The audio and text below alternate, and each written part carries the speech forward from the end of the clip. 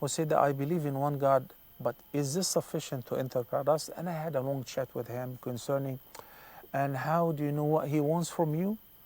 And how do you know that whether what you're doing is right or wrong? And what kind of reward that the Lord whom you worship him promises you with? I'd like to give you some simple examples that we experience in our daily lives.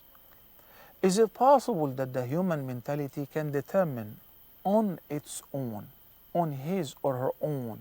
Can human beings determine on their own, simply and once and for good, what is good and what is bad, what is nice and what is terrible?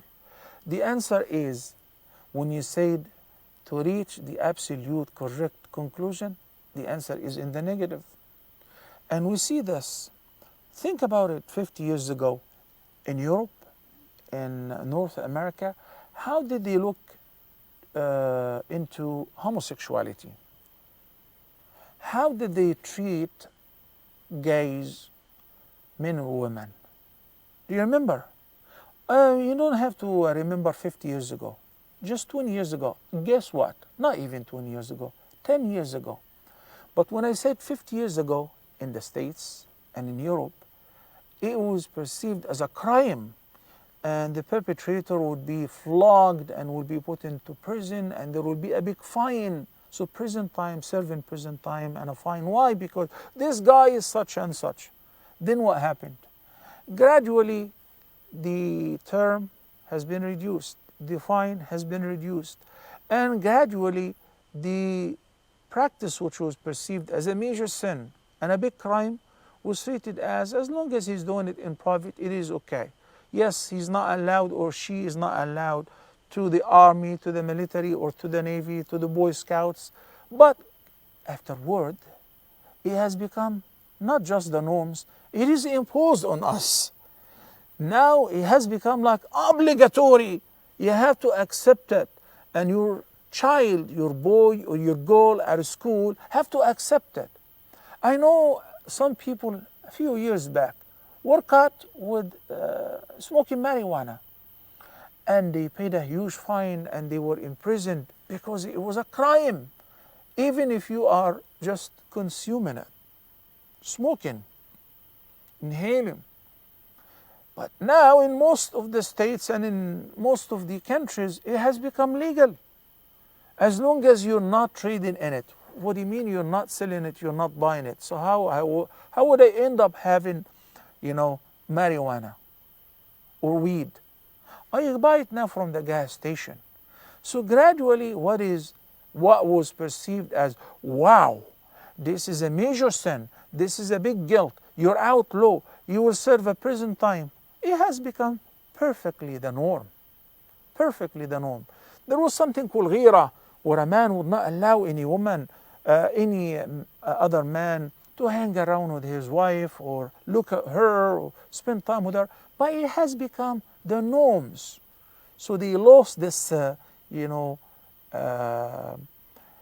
lost this honesty, they lost this self-respect, and things have become completely different.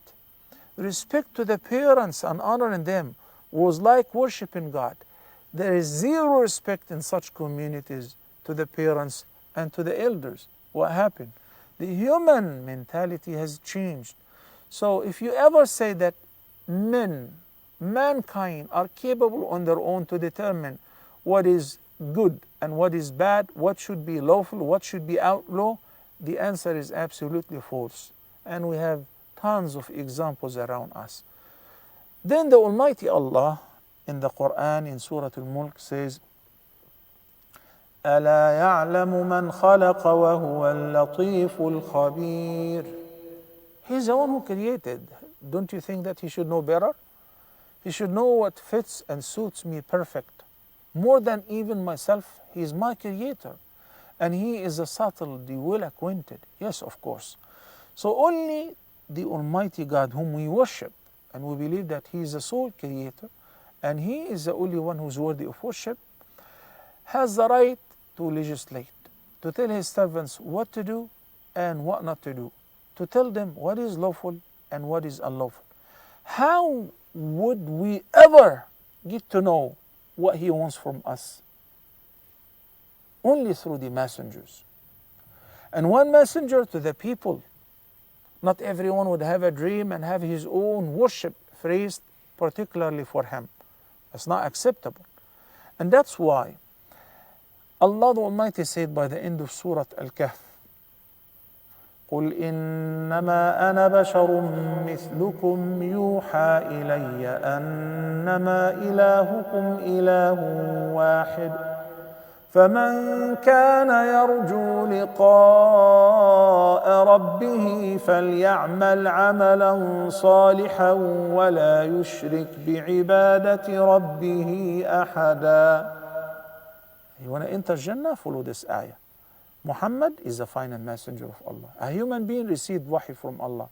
You worship Allah by doing exactly what He wanted us to do, sincerely, and not associate with Him any in worship.